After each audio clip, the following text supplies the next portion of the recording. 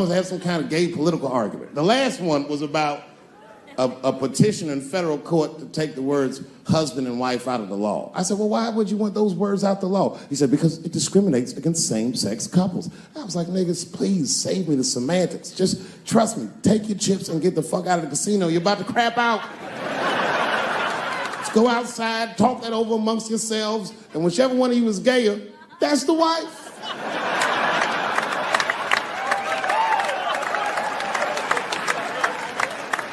No, Stuart didn't like that.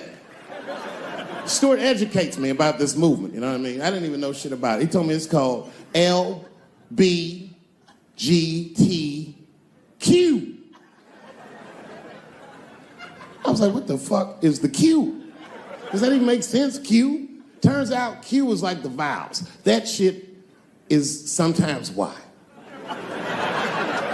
For gay dudes that don't really know they're gay. You know what I mean? Like prison fags who are like, well, I'm not gay, nigga. I'm just sucking these dicks to pass the time. I'm not G, I'm Q. Ugh.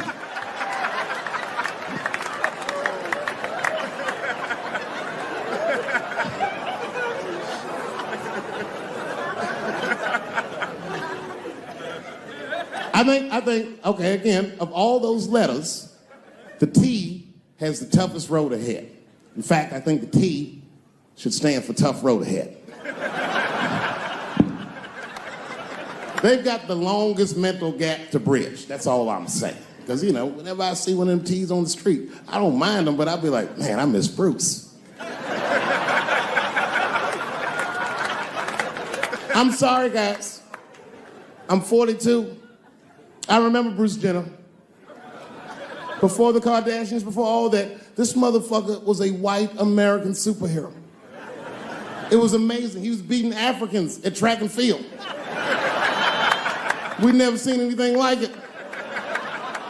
He was on my cereal box growing up. You know how much of that cereal I ate, nigga? I didn't know he was gonna do that.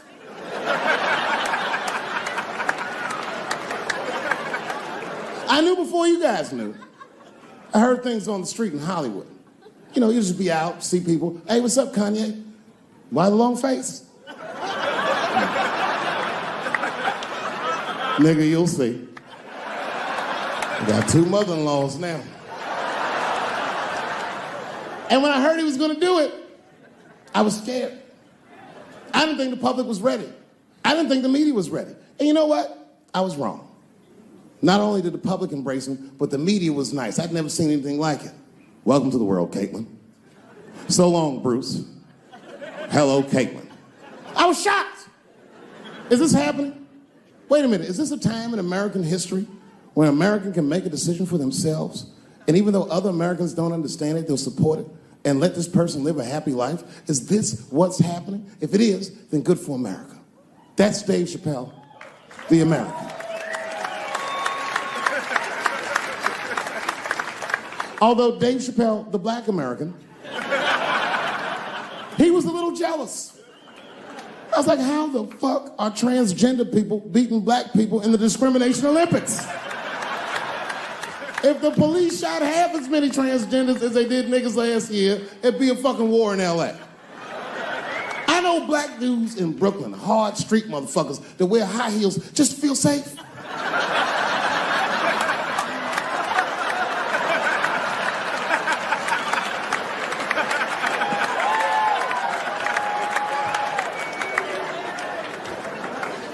Transgenders are gangsters. I used to do business with a transgender in Hollywood. Man, everybody would be scared of her in the boardroom. She'd walk in there, newly minted woman, high heels, purse. Wouldn't say anything to us, just walk around the conference table looking mean as shit.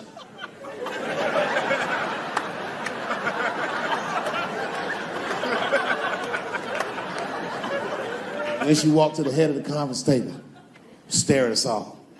Reach in the person, pull her old dick out and throw it on the table. Let's talk business, gentlemen. Ah!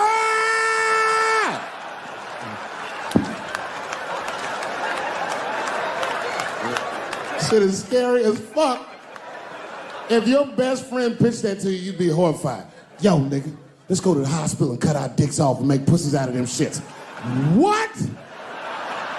Can't we just get matching jackets or tattoos or something? Sure, that's what you want to do? There's only one way to find out, nigga. Wu-Tang, bow, bow.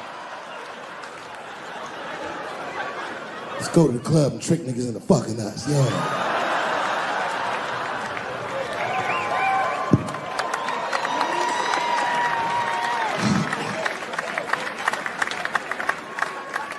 The third time I met OJ Simpson.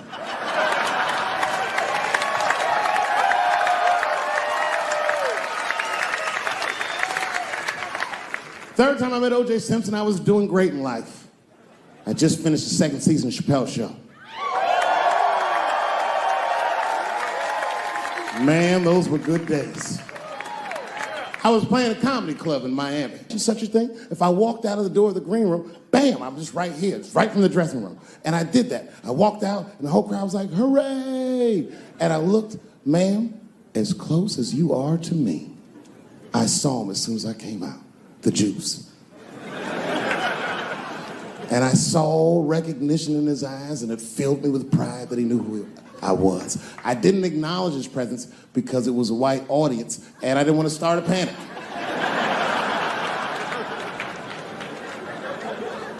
But I did my show.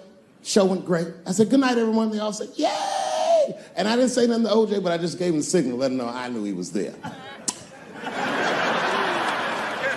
And I walked into the green room, and OJ was already in there. I was like, how the fuck is this possible? I was scared. And then my friends came in, and we all started talking. We sat down on the couch, and I'm just telling you what I saw with my own eyes. You can believe me or not believe me. But in my experience, OJ Simpson, one of the nicest men I'd ever met. He was nice to me. He was nice to my friends. The conversation was filled with warmth and levity, humor, and wisdom. We talked for 90 minutes, and then suddenly the Jew said, you know what? I've got to be going. But it's good to see you again, and I'm glad things went so well. I said, thanks, Juice. And my friend said, yeah, goodbye, Mr. Juice. They're new to the game. He said, no, thank you for your hospitality. Good night, guys. And we said, good night. And he just walked out of the room. And as soon as the door closed, we all looked at each other like, that nigga did that shit.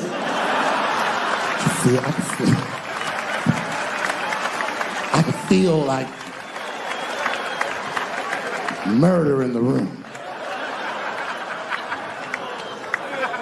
Well, you young heads missed that shit. You all too young. You don't remember that. How old are you, young man? You. 24? You don't know shit. You don't know shit. You gotta Google shit that I lived through. See, this is why I lock motherfuckers' phones up. Seriously.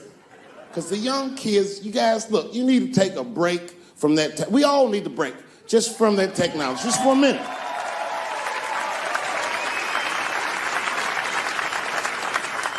You know, I'm from a different time, young man, a dark time to you.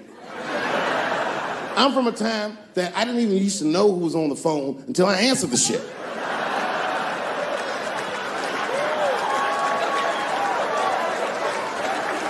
Like when tragedy used to strike. I remember I was 12 years old, and the teacher wheeled a television set into the classroom. You remember these days?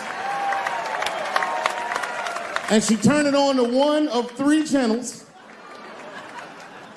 And she said, class, the space shuttle is taking off, and we're all gonna watch it take off. Man, that shit was going great for like 3 to 5 minutes. That's right, you remember, it fucking exploded. Right on television, everybody on board, dead, immediately presumed dead. It was so bad, the teacher looked at all the kids and was like, you can go home. It's a goddamn national tragedy. This was Cold War America. The Russians were laughing at us. My point is, for a guy your age wouldn't even know the pain because in your generation, it's like the space shuttle blows up every fucking day. How can you care about anything when you know every goddamn thing? I'm getting over one cop shooting, and then another one happens, and then another one happens, and another one happens. I'm crying about Paris, and then Brussels happens. I can't keep track of all this shit, so you just give the fuck up. That's the hallmark of your generation. And that's fucked up because your generation lives in the most difficult time in human history. This is the age of spin. The age where nobody knows what the fuck they're even looking at. Did you know that Planned Parenthood was for abortions? It's for people that don't plan things out at all.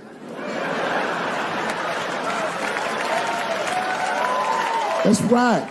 So a guy your age doesn't really know how he feels. Are you pro-choice? Are you anti-consequences? What does it all really mean? It's easier not to care for you. But for us, we were trained to care. We were raised that way. I used to watch a fucking cartoon when I was growing up called the Care Bears.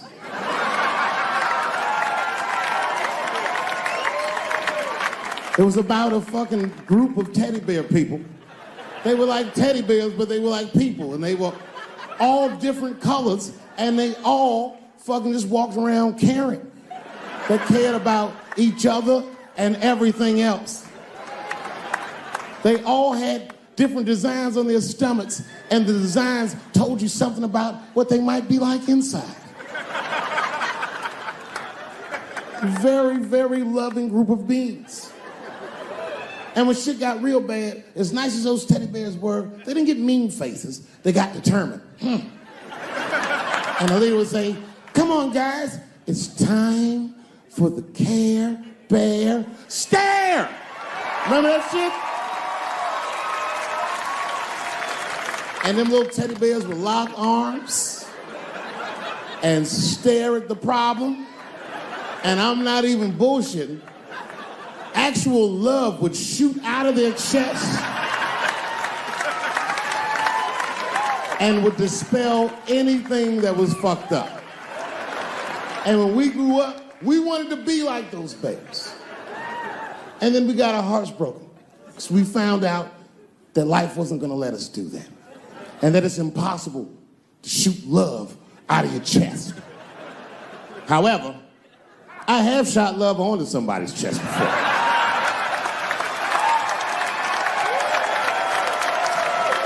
I do it all the time. It's the next best thing.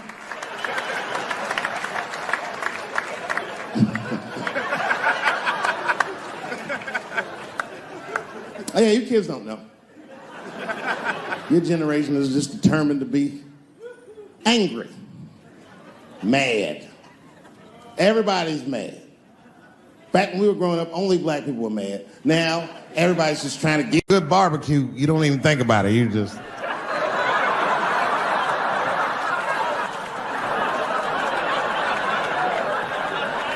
The word pussy is only offensive if you're older. People my age and younger, I don't think we dance to that shit. That song come on the radio, say, "I beat the pussy up." That's on the radio. "I beat the pussy up." That's a pretty harsh song. It's like nothing like a love song. There's no tracks of his tears, no midnight trains to Georgia. This man simply beats the pussy up. Unbelievable. You don't even know if he's having sex with these women. They might just pull their pants down. He'd be like, "Bah! G-Unit."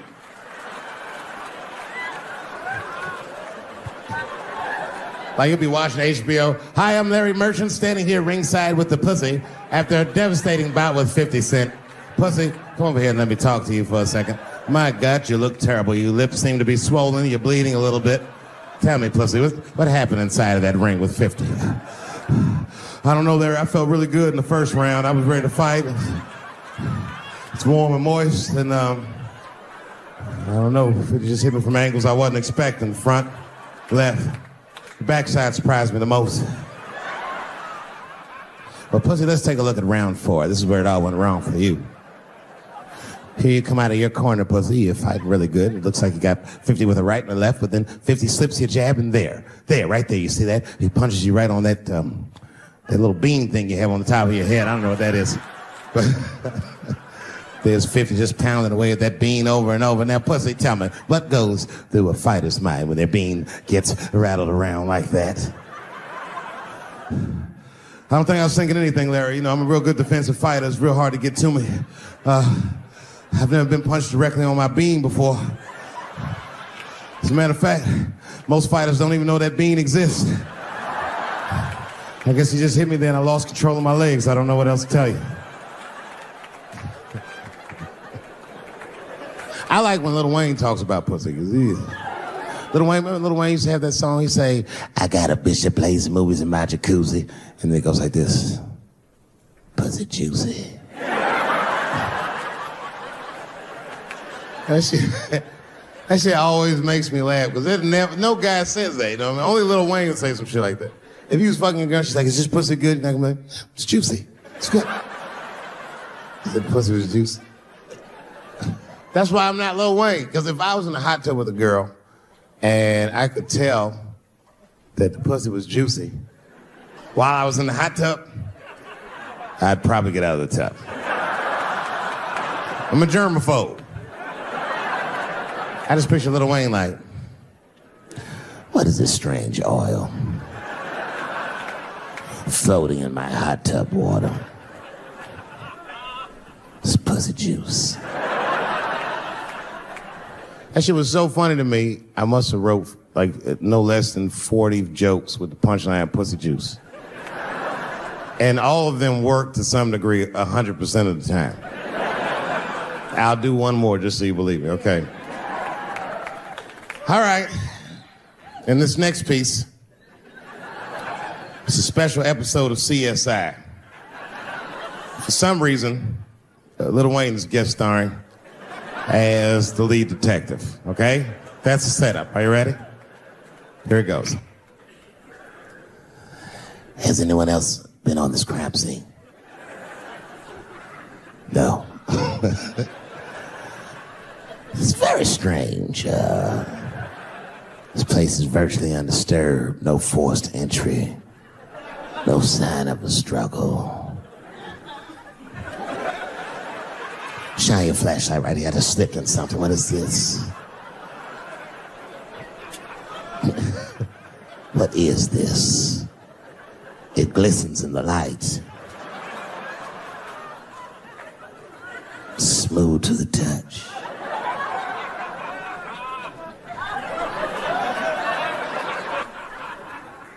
This is pussy juice.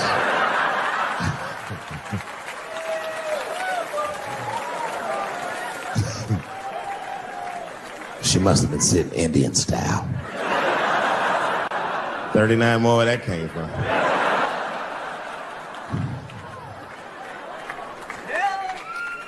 Everybody's mad about something.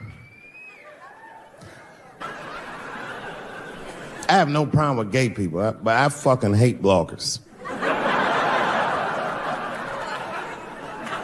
I'm not saying it because this person was gay. They was just acting like a bitch online. They was like mischaracterizing my jokes, trying to make a point off of me, when it was really, it's like, yo, I'm your ally, motherfucker. I'm not trying to stop gay people. I got better shit to do.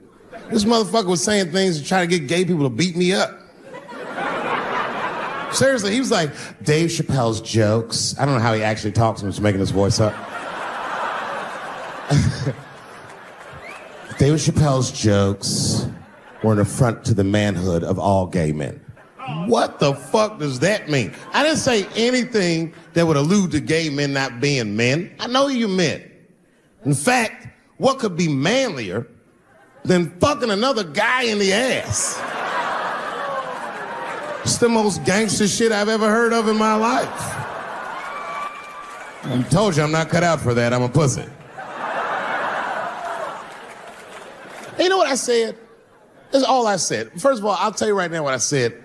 And I will tell you that this was not a joke. It's a true story. And I just happened to tell it. All right, what happened was I went to a gallery party, all right? I don't know who in here has ever been rich before, but these are very nice parties. You know, wine and cheese and ball of conversation. And there was a few eccentric types, one of which was a very wealthy man that happened to be wearing a dress. I don't know what you call him, man. This is a tranny or a drag queen, perhaps. Whatever it was, this is definitely a man. And this man was definitely on drugs. I don't know what kind of drugs he's on, but I knew he had too much. He didn't look good. It's like this. He's like, he looked sick. And all his friends were standing around him, concerned, trying to revive him. I don't know whether it looked like some kind of gay CPR. There was fanning and shit.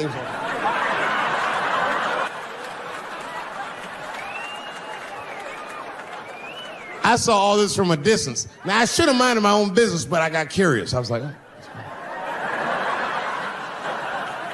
And I went over there. All I said, excuse me, gentlemen, is he okay? And then they looked at me like I was evil. Oh. She is fine.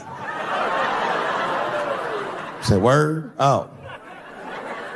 I'm sorry, I didn't know this is what we were doing. Here's my thing. I would support anybody's right to be whoever they feel like they are inside. I'm your ally in that. However, my question is, to what degree do I have to participate in your self-image?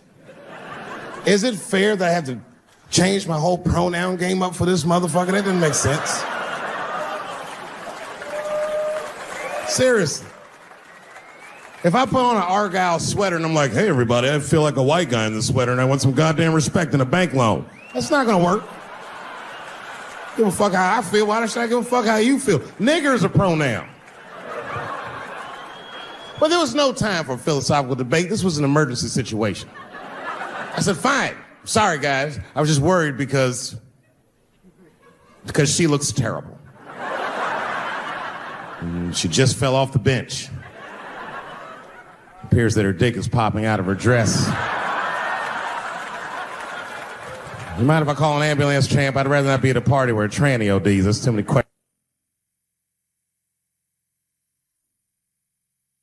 questions to answer.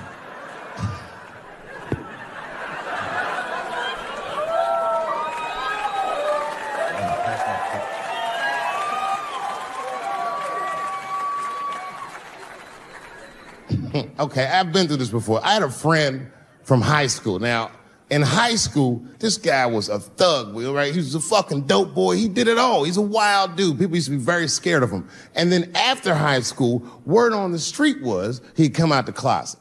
I personally didn't believe it.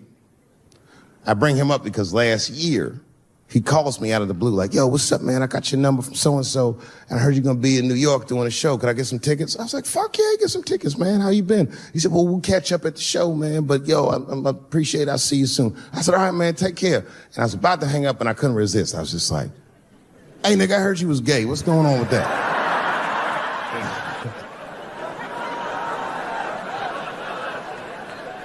And I wish I didn't ask, because he sounded like he was dying to talk about that shit. And he had a long story about it. And it's not that I didn't care, but I was, I don't like talking on the phone. I was watching TV at the same time. So I just wasn't really paying attention like I should. But I was trying to sound supportive, but I didn't really know what to say. So I was just like mumbling shit throughout this conversation. I was just like, nigga, you gay, man. You just gay. Like,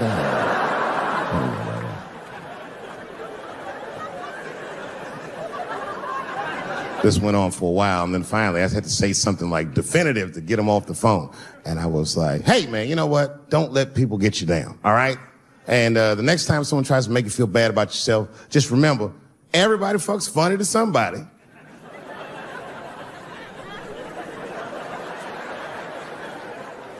He didn't like that shit. He's like, what the fuck does that mean? I said, huh?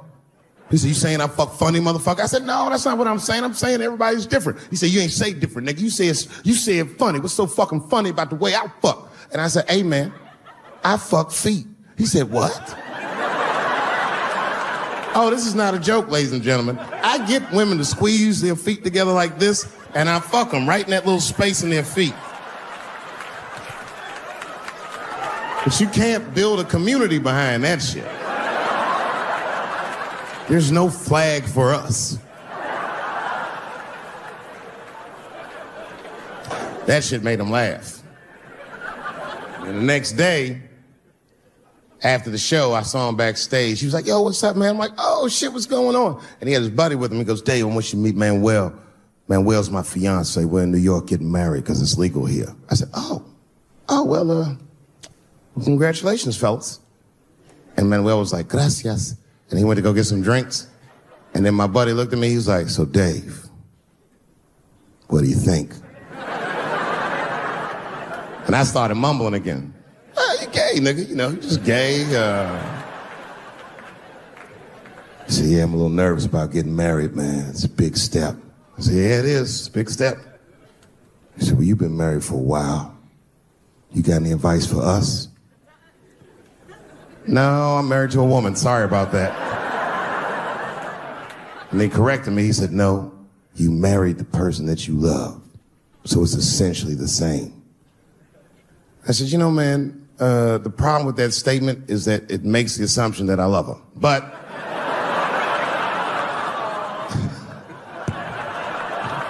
you guys lighten the fuck up. Of course I love my wife. She laughs at this shit. As a matter of fact, she eats and spends this shit. You know what I told him? I told him, I said, you know what you should do, man? First of all, you shouldn't do it. I'm talking about being legally married. It's not that you're gay as much as just legal marriage is a fucking diabolical leverage game in the United States. I'm just being honest. Devoid of religious significance or the idea of love, marriage is nothing but an awful contract that you shouldn't sign. I'm just being real. Because you start out loving each other, and then like 2 years later, you're just building a case against one another for a hypothetical court date that may or may not ever happen. You throw being gay on top of that, that shit is explosive. Like it's that Ray Rice shit. Okay, right after Ray Rice went through all that shit, I was at a party and I met this kid, Michael Sams. You know Michael Sams? Very nice guy. He's the first openly gay NFL player. And Mike's a very nice guy, a very brave guy. But when I met him, I couldn't help but thinking, now what's gonna happen when Michael Sams beats his wife up in the elevator? Is that domestic violence or is that just two niggas working shit out in the elevator? You know what I'm... Shut up! Shut the fuck up, okay? Just roll the window down, you bitch, I don't know what you... What? Just said I was hot. Can you pull over at the next exit? I need to use the restroom. There is not a restroom for you for 4 states, nigga. Will you just shut the fuck up so we can get where we're going?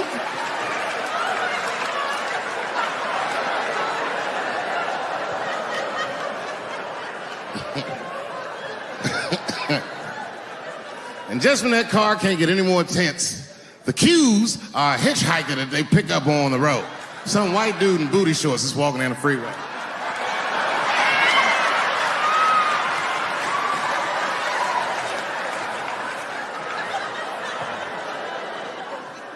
The G's see him. That guy might be one of us. Hey, are you okay? You need some help? And he come over there with them booty shorts leaning on the window. Hey, what's going on, fellas? Lady. Whatever pronoun makes you feel comfortable in the back.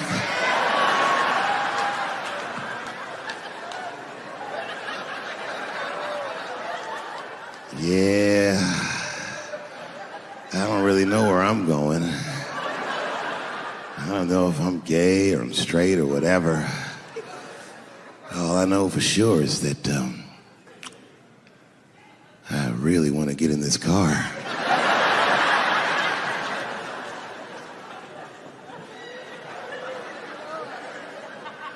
And they make him get in and sit in between the B's and the T's.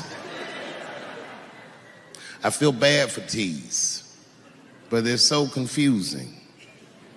And it's not all my fault. I feel like they need to take some responsibility for my jokes. Because I didn't come up with this idea on my own. This idea that a person can be born in the wrong body. But they have to admit, that's a fucking hilarious predicament. It's really fucking funny. If it happened to me, you'd laugh, wouldn't you? That wouldn't be funny if it happened to me? I think it would be. What if it did? What if I was Chinese, but born in this nigga body? That's not funny. And for the rest of my life, I had to go around making that face. Hey, everybody, I'm Chinese. And everyone get mad. Stop making that face. That's offensive. What? This is how I feel inside.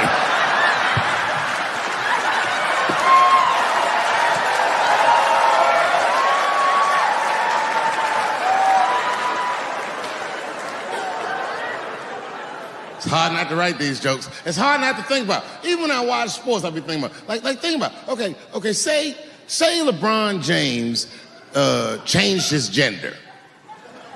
You know what I mean? Okay. Can he stay in the NBA, or because he's a woman, does he have to go to the WNBA, where he will score 840 points a game? What does it actually mean to be equal? You know what I mean?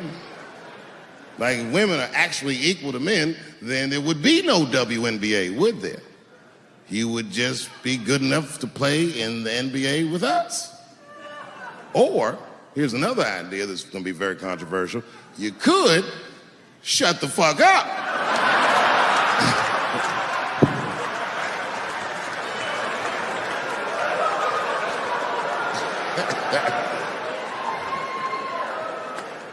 I'm sorry, ladies. I got a fucking Me Too headache. Y'all is killing me right now. It's really fucking tough to watch what's going on. You know, ladies, I said it in my last special, and I got in a lot of trouble for this. I told you were right. But the way you're going about it is not going to work. But I'm biased. I said it. Louis C.K. was a very good friend of mine before he died in that terrible masturbation accident.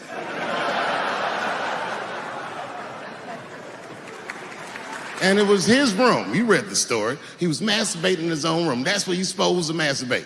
And then he said, hey, everybody, I'm gonna pull my dick out. Nobody ran for the door or nothing like that. They all just kind of hung out like, I wonder if this guy's serious. And he came on his own stomach. There it is. What is the threat? Have any women ever seen a guy that just came on his own stomach? This is the least threatening motherfucker the earth has ever seen. All you see is shame in their face and cum dripping down like pancake butter.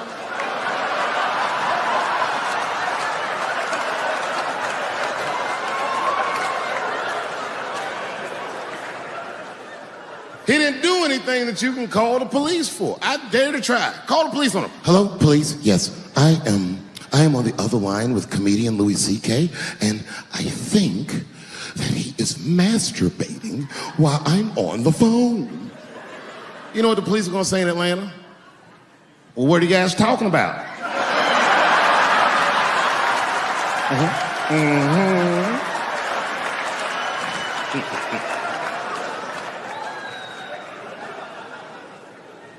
They ruined this nigga's life, and now he's coming back playing comedy clubs, and they acting like if he's able to do that, that's gonna hurt women. What the fuck is your agenda, ladies? Is sexism dead? No. In fact, the opposite happened. I said it was going to get worse, and they said I was tone deaf. But 8 states, including your state, have passed the most stringent anti-abortion laws this nation has seen since Roe v. Wade. I told you. I'll be real with you, and I know nobody gives a fuck what I think anyway. I'm not for abortion. Oh, shut up, nigga.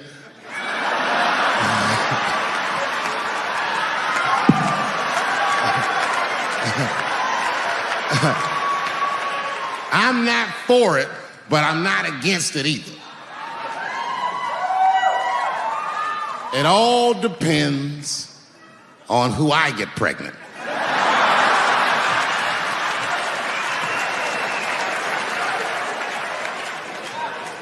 I don't care. I'm tell you right now, I don't care what your religious beliefs are or anything. If you have a dick, you need to shut the fuck up on this one.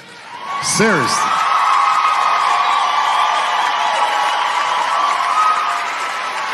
This is theirs.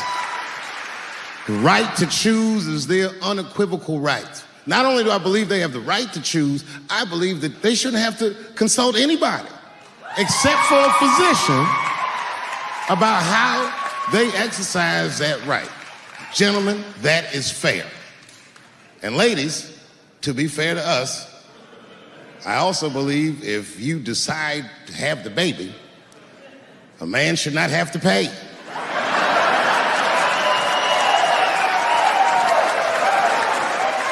That's fair.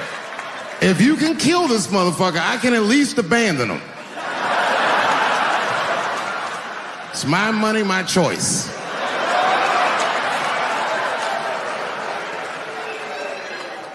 And if I'm wrong, then perhaps we're wrong. Figure that shit out for yourselves.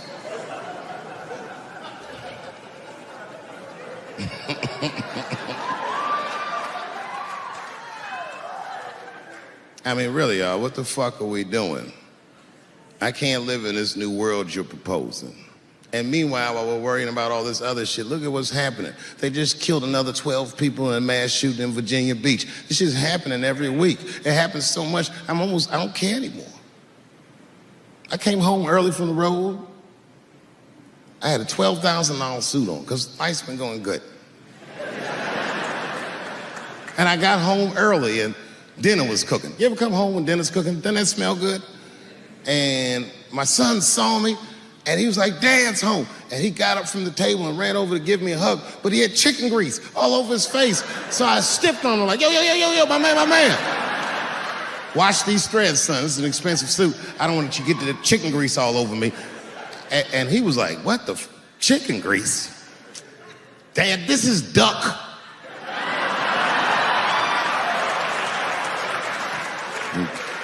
A tear came out of my eyes. I never dreamt I'd do so well in life that I'd raise a nigga with duck grease all over his face.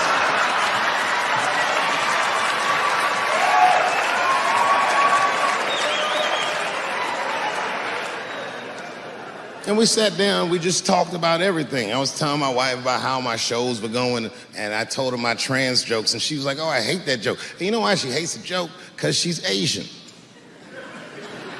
But you know what I mean? I don't make that face at the house unless we're really fighting.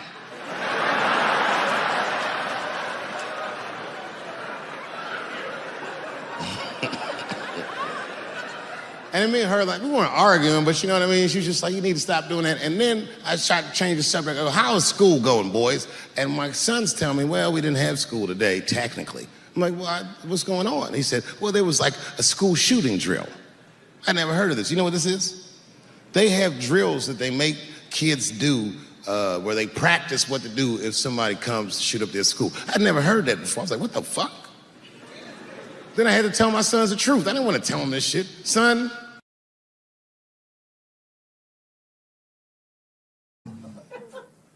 sometimes I wouldn't talk about where I went, but y'all don't even want to know. I was gone for a long time, nigga. I was in the upside down.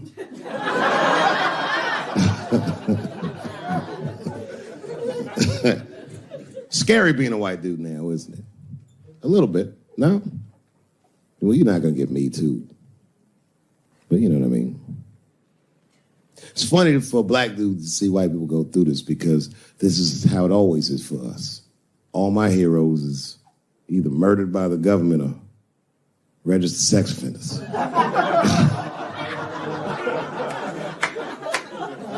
Sad, I know, man.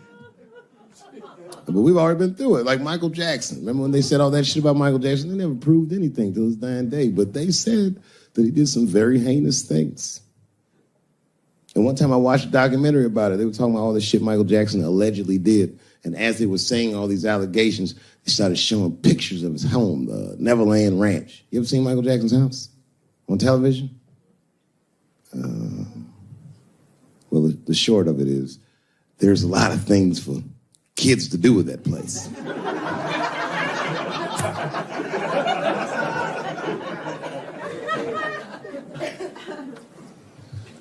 And I saw the whole thing, exotic animals and Ferris wheels and merry-go-rounds and shit. And the more they showed it, the more certain I was that I don't think Michael Jackson did any of those things they said he did.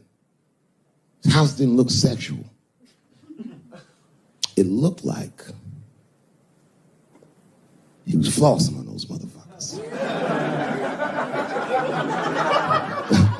It didn't look like he was trying to fuck kids. It looked like he's just trying to impress them. Like, this nigga's Jay-Z for kids. Like, he's just walking through his house. This is my cotton candy machine. It makes 3 tons of cotton candy a day. You know, all the cotton candy you want. This closet is filled with nothing but custom-made karate slippers. Isn't that cool?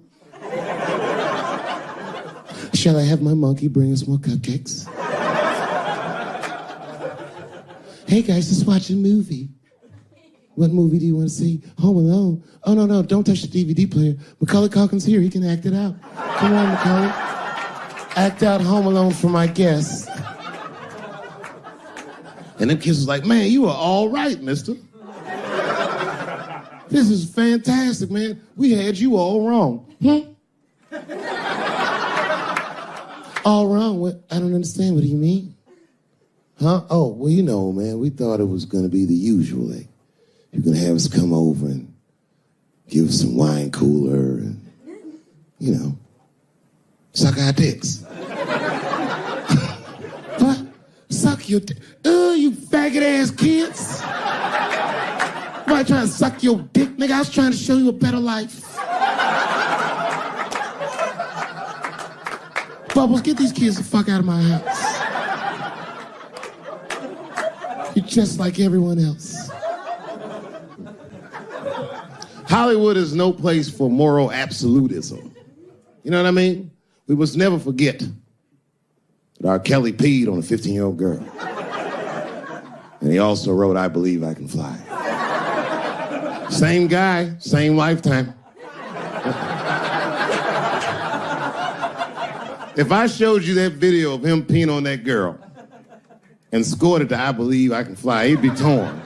I used to think that I could not go on. You would know how to feel.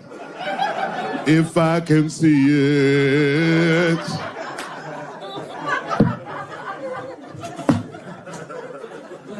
It's okay, my career ended many years ago.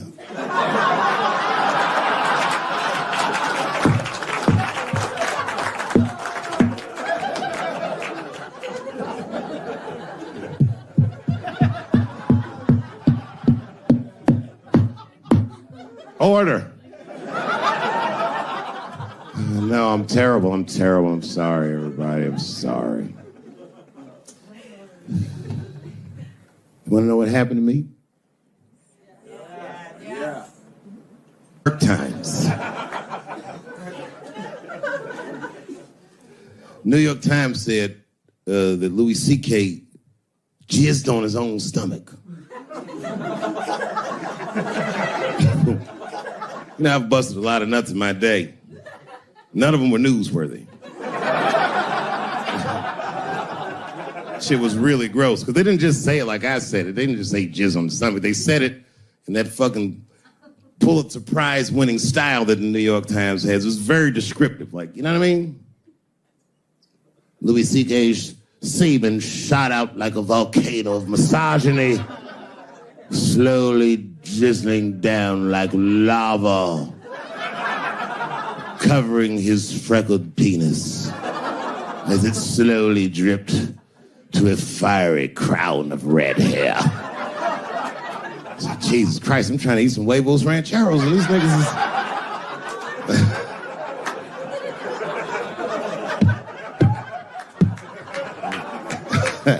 And you know, the tough part, being a comedian, knowing the motherfuckers, everybody comes up to me like, did you know? Did you know what Louis was doing? No, bitch, I did not know. The fuck you think we talk about at the comedy club? Hey, nigga, how was the weekend? Great, man. I was just jerking off in faces and coming on my own stomach, having a good time. You know how this business is. No, I didn't know.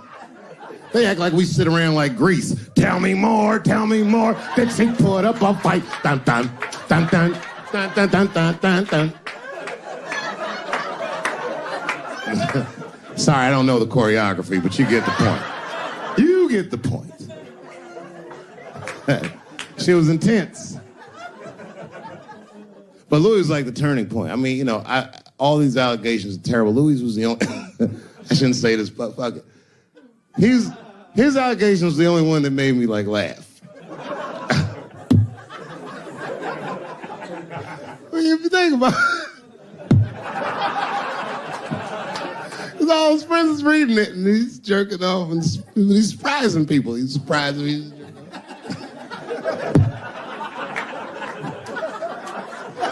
I just picture all the comics in comedy just reading it like, what?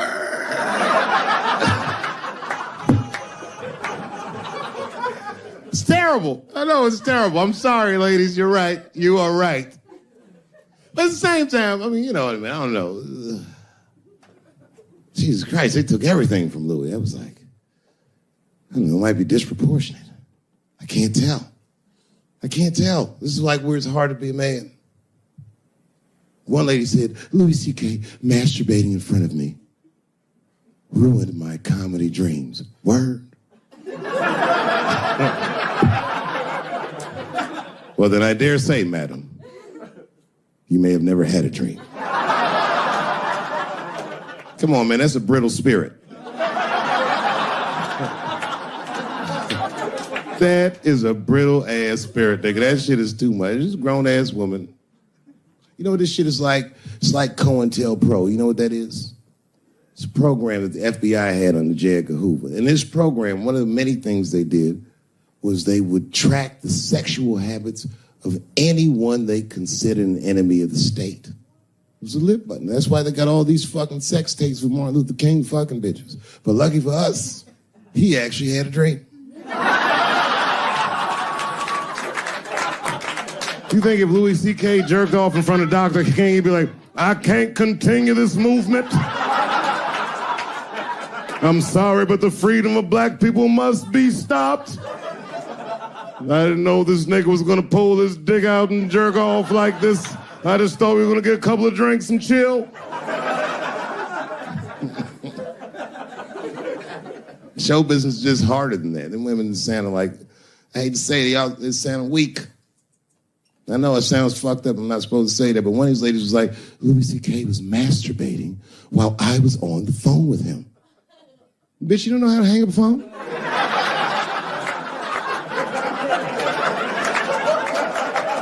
How the fuck are you going to survive in show business if this is an actual obstacle to your dreams? I know Louis is wrong, ma'am. I'm just saying I'm held to a higher standard of accountability than these women are. Don't forget who I am. Don't forget what I am. I am a black dude. And don't ever forget how I got here. My ancestors were kidnapped. I don't even know where the fuck I'm from. They were put on the bottom of boats. They sailed them across the Atlantic. Many of them died. Only the strongest survived. And once they got here, they beat the humanity out of my people. They turned us into beasts of burdens. They made us do their work. And the irony is, hundreds of years later, they called us lazy. We fought in the Civil War. We damn near freed ourselves. And then in Reconstruction, black people did great. My great-grandfather was a very wealthy man. But then the black codes came. Jim Crow came. And it was 100 years of unspeakable oppression again. Lynchings, all kinds of terroristic acts to keep us in the margins of society. And yet we still fought. And Dr. King was born. And then things got better. 20 years after Dr. King was assassinated, Michael Jackson was moonwalking on television. Something, something, something. Barack Obama.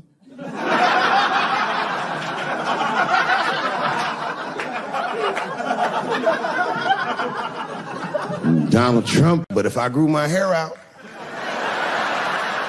you would think he was at a fucking Cat Williams concert. My shit is beautiful. But motherfuckers are just taking it too far. I don't know why or how everybody got this goddamn sensitive. You know who hates me the most? The transgender community. Yo, yeah, these motherfuckers, I mean, I didn't realize how bad it was. These motherfuckers are really mad about that last Netflix special.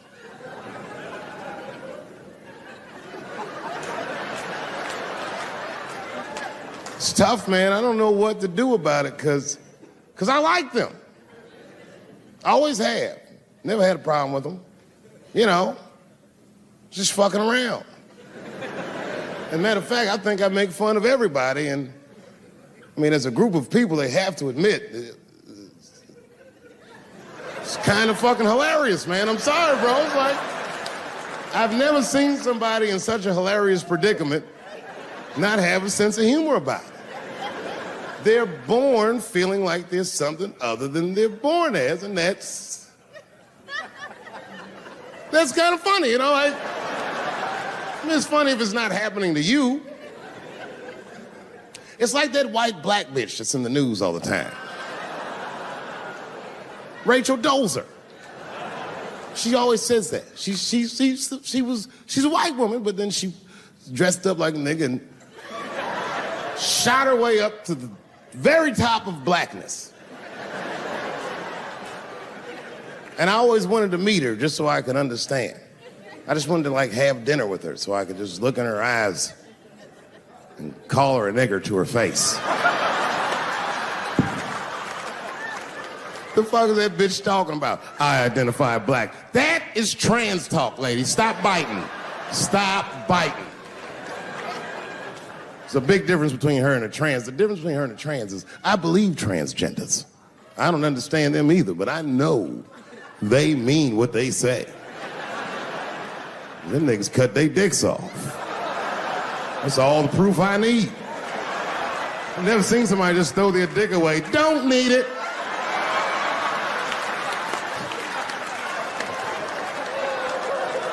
I don't understand, but I believe you and I support your decision, motherfucker. But how far is Rachel willing to go? What is Rachel willing to do so that we blacks can believe that she believes she's actually one of us? Bitch, are you willing to put a lien on your house? So that you can invest in a mixtape that probably won't work out?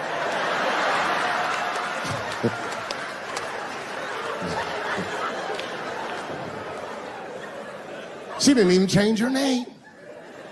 Didn't even change her name. Her name is Rachel. I can't believe in that name.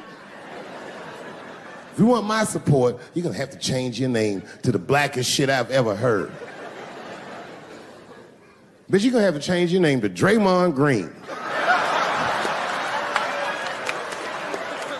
I don't know a blacker name than that. That shit is black on paper. If you type Draymond Green into Airbnb, that shit will log off automatically.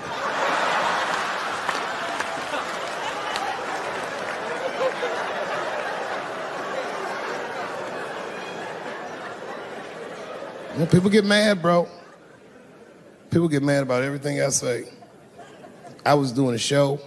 I was in Portland, Oregon, and I was checked in a hotel under the name Charles Edward Cheese.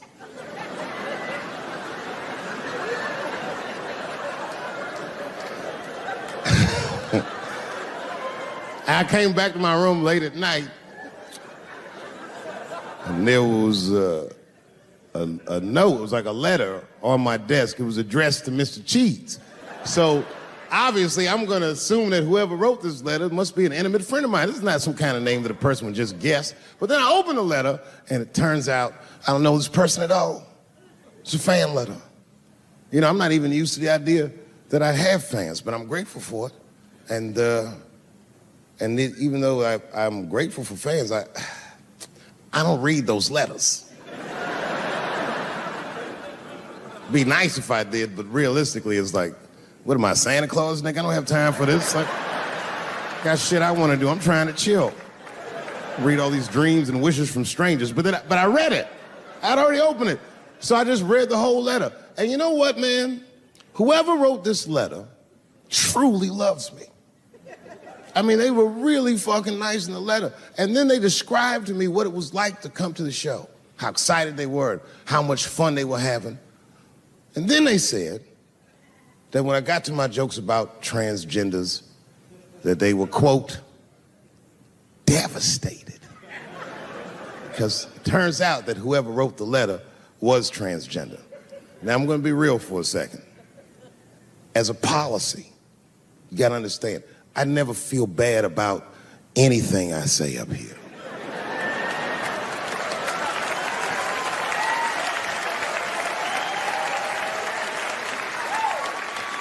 And I would never admit this to you if I hadn't locked your phones up.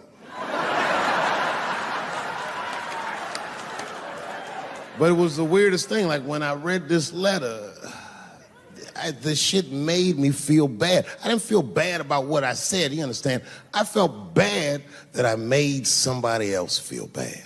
To be honest, I don't even know what I said that upset that person. I have so many transgender jokes.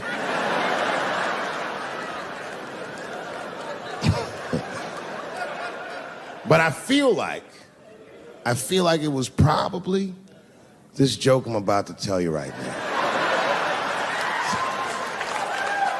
And it's not even that bad of a joke. It's a true joke. I mean, it's not true, but I had read in the paper that Caitlyn Jenner was contemplating posing nude in an upcoming issue of Sports Illustrated. And I know it's not politically correct to say these things, so I just figured, fuck it, I'll say it for everybody else. Yuck.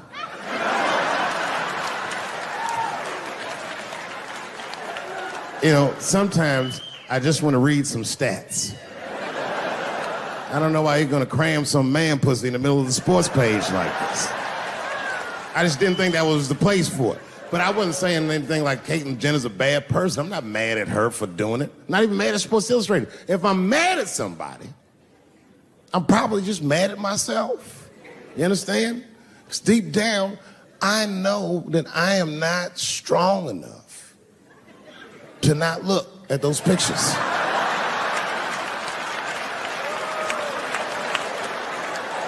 And I don't think I'm ready to see what she's trying to show me.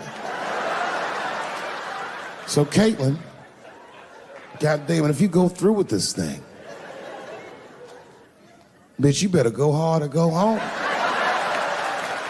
I want you to go all the way. Hustler style. Do you know what hustler style means, miss? That means spread the lips.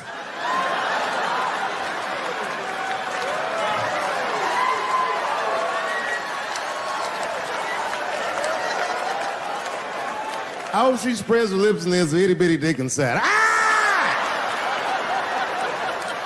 The show is behind the curtains.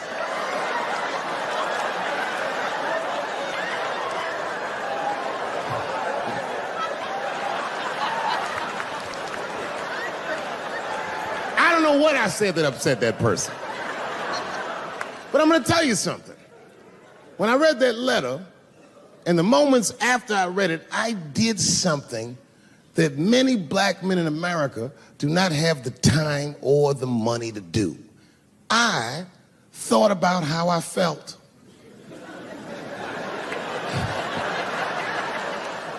Asked myself a very basic question that I don't think I ever directly contemplated. I said, man, Dave, if you're writing all these jokes, do you have a problem with transgender people?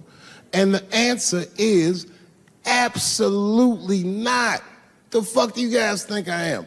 I don't understand all the choices that people make.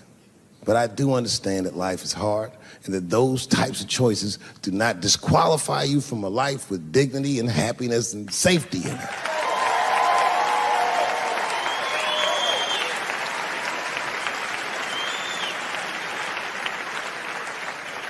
But if I'm honest,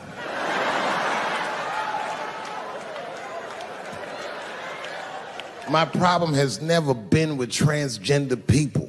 My problem has always been with the dialogue about transgender people. I just feel like these things should not be discussed in front of the blacks. It's fucking insulting, all this talk about how these people feel inside. Since when has America given a fuck how any of us feel inside?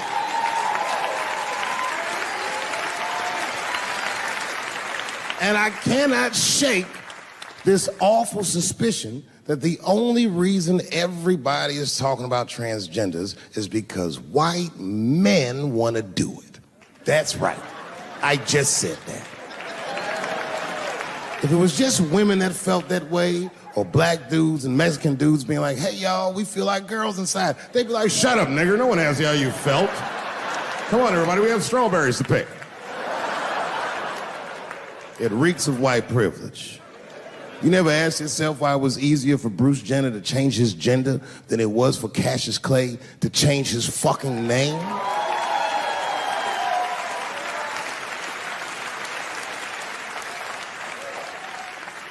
And if I were to be brutally honest,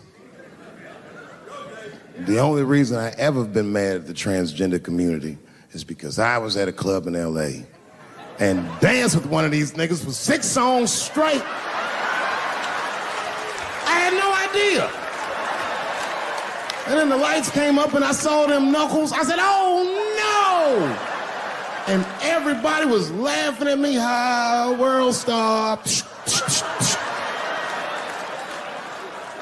I said, why didn't you say anything? And then I heard that sultry voice. I didn't say anything, Dave Chappelle, because I was having a wonderful time. And I wasn't sure how you'd feel about it. I said, you knew how I'd feel. And she said, I'm going home. I don't want any trouble from you. I said, home? It's only 2 songs left. I mean, we might as well finish the night. And we ended up having breakfast. I mean, you can be honest. Does it feel strange? Are you worried at all? Give me your money, motherfucker. I'm just fucking around. This guy got ice in his veins. He didn't even buckle. You know, like many black men my age, the first time I voted was 8 years ago. Right. I saw Obama on TV. I said, oh, I'm voting for this nigga. I remember the day I voted for Obama. I voted in Ohio, and my vote matters in Ohio. Ohio is a battleground state. But when I pulled up to the polls, all the soldiers were in line. There were so many black people in that goddamn line, I didn't even know it was a polls. I thought it was a check cashing place.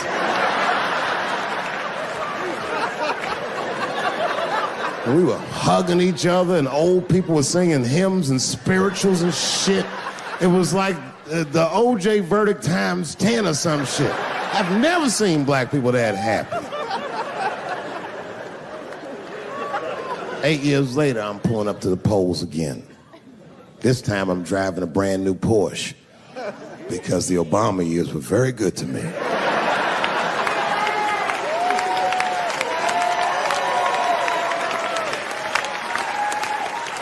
I was early voting, and when I parked my car, I figured out something that it would take the rest of the country another week to figure out.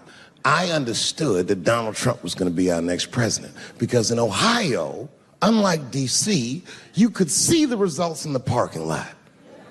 It's all these goddamn pickup trucks and tractors and shit.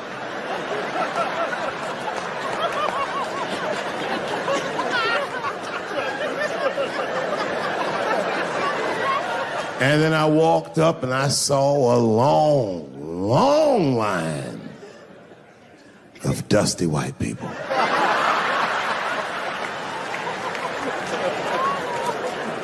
Yes, ladies and gentlemen, these were the poor whites. And I must tell you, I've never had a problem with white people ever in my life. But full disclosure, the poor whites are my least favorites. We've gotten a lot of trouble out of them. And I've never seen so many of them up close. I looked them right in their coal-smeared faces. And to my surprise, you know what I didn't see? I didn't see one deplorable face in that group. I saw some angry faces and some determined faces, but they felt like decent folk. No, they did. In fact, I'm not even lying, and I didn't sound fucked up, but I felt sorry for them. I know the game now. I know that rich white people call poor white people trash. And the only reason I know that is because I made so much money last year, the rich whites told me they say it at a cocktail party.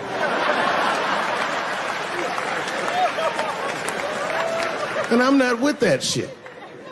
And I stood with them in line, like all of us Americans are required to do in a democracy. Nobody skips the line to vote. And I listened to them. I listened to them say naive, poor white people things. Man, Donald Trump's gonna go to Washington and he's gonna fight for us. I'm standing there thinking to my mind, you dumb motherfucker.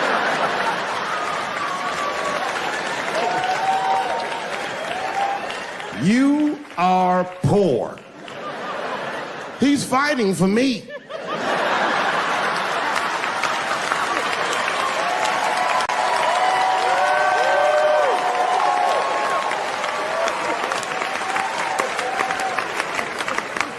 And they all looked at me. They could tell who I was voting for just as easily as I could tell who they were voting for. But do you guys know what we all had in common? Not one of us, not a single one of us, looked like we felt good about what we had to do in that booth. We were just doing our goddamn duty. Yes, I voted for Hillary Clinton. Of course I did. I voted for her because I liked what she said vastly better than I liked what he said. But to be honest with you, at that point, that shit was like watching Darth Vader do the I Have a Dream speech. That bitch is mean as hell. She'd already Karate Kid swept Bernie Sanders' legs from underneath him. Boy, it was hard voting for that shit. But it was the lesser of the evils. I know you were a Clinton supporter, Miss I. I'm sorry to say like that. It didn't feel bad voting for her, but it didn't feel as good as it should have. She was gonna be our first woman president. They were gonna make coins out of this bitch.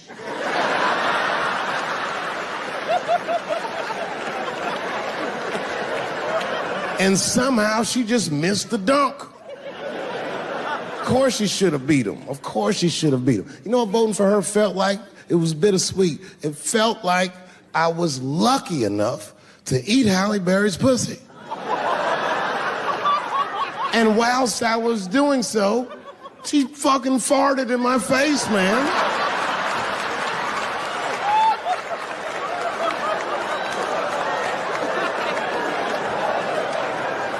Now you understand, I'd still do it. But boy, I wish she didn't fart in this great nation's face. I voted that day, and then that same day I flew to New York City. I had work. That night I was in a comedy club in New York, and I said to an audience almost exactly what I just said to you. And I didn't know that there was a journalist in the room. And this journalist wrote an article. The headline of the article said, Dave Chappelle is an avid Donald Trump supporter. Yeah, I had no idea the paper said that. And you know how I found out? My wife called me from Ohio the next morning in a goddamn panic. David, what the fuck is going on in New York? I said, I'm being good, but what have you heard?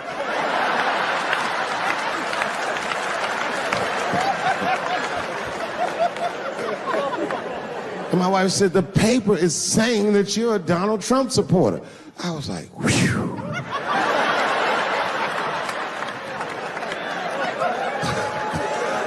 I said, don't worry about that shit, baby. Nobody in their right mind would believe that. And she said, no, David, people believe it. And then she started reading the comments to me. Oh, they were terrible. All these black people calling me all kinds of Uncle Toms and shit.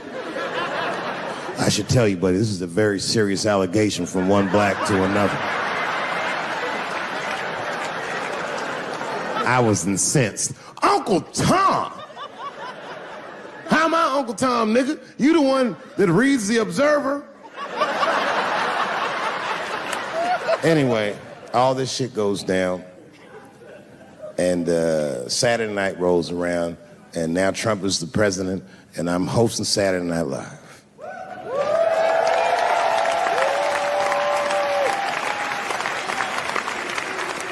And I didn't really prepare my monologue, I just kind of winged it. And at the end of the monologue, I don't even remember what I said. I said something like, fuck it, we're historically disenfranchised, and we're gonna give him, something about we're gonna give him a chance if he gives us a chance. I don't know what I said, but whatever I said,